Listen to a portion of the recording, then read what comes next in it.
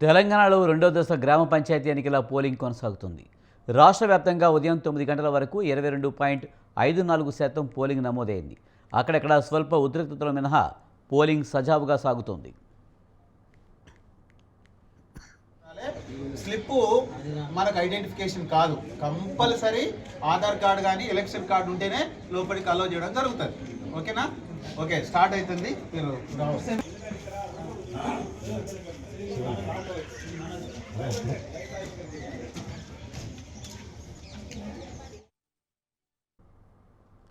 ఓటర్లు ఉత్సాహంగా ఓట్లు వేస్తున్నారు. పోలింగ్ కేంద్రాల వద్ద నుంచి ఉదయం నుంచే బారులు తీరారు.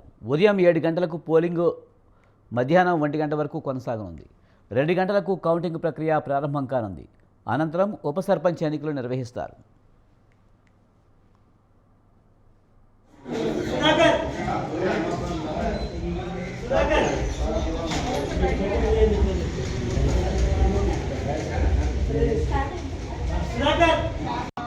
ఎలక్షన్ స్టార్ట్ అయింది. ఇటేమో 8వ నంబరు, ఇటు 7వ నంబరు. ఏం చేయాలంటే మీరు ఖచ్చితంగా ఎలక్షన్ కార్డు కానీ తర్వాత ఆధార్ కార్డు కానీ కంపల్సరీ ఉండాలి.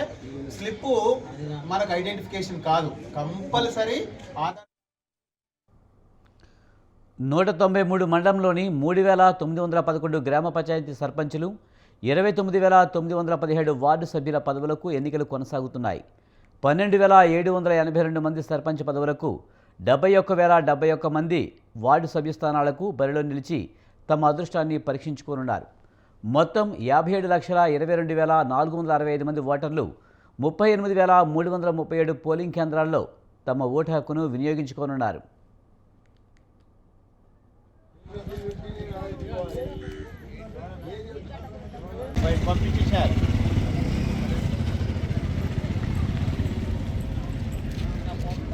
ముసలా అవన్నీ నువ్వు వేసినావు మాధవి వాళ్ళ మీద లోపల పంపడం ఏది వాడు చూసి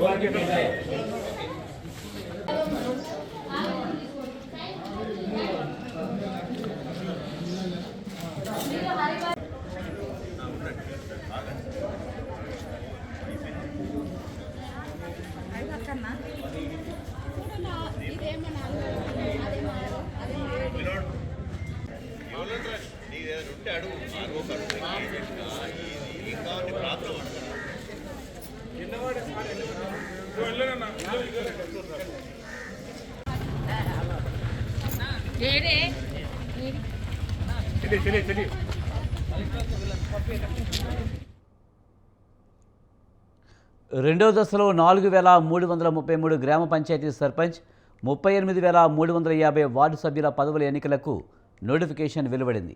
వీటిలో 415 గ్రామ సర్పంచ్, 8,307 వార్డు పదవులు ఏకగ్రీవమయ్యాయి. మరో 5 గ్రామాల్లో 108 వార్డుల్లో నామినేషన్లు దాఖలు కాలేదు. ఇంకో 2 గ్రామాల్లో 18 వార్డుల్లో ఎన్నికలను నిలిపివేశారు. ఇవి పోను మిగిలిన పంచాయతీల్లో ఎన్నికలు జరుగుతున్నాయి. 4,593 మంది రిటర్నింగ్ అధికారులు, 30,661 మంది సిబ్బంది ఎన్నికల విధుల్లో పాల్గొన్నారు. 2,489 మందిని ఎన్నికల సూక్ష్మ పరిశీలకులుగా నియమించారు. 40,626 బ్యాలెట్ పత్రాలను ఎన్నికలకు వినియోగిస్తున్నారు. సమస్యాత్మకంగా గుర్తించిన 3,769 కేంద్రాల్లో పోలింగ్ ప్రక్రియను వెబ్కాస్టింగ్ చేస్తున్నారు.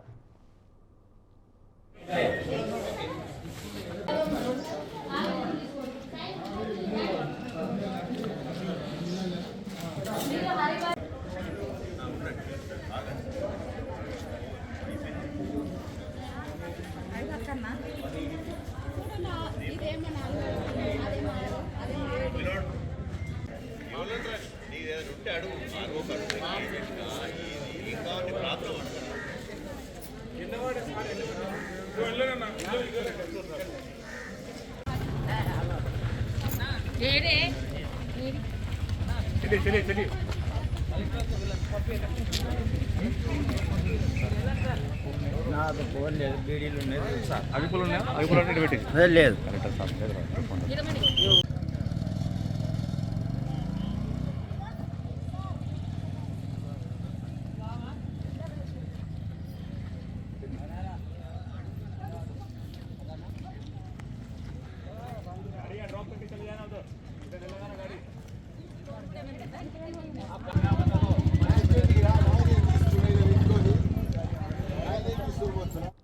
రెండో విడత గ్రామ పంచాయతీ ఎన్నికలకు సంబంధించి మరింత సమాచారాన్ని మంచిర్యాల నుంచి మా కరెస్పాండెంట్ లక్ష్మణ్ అందిస్తారు.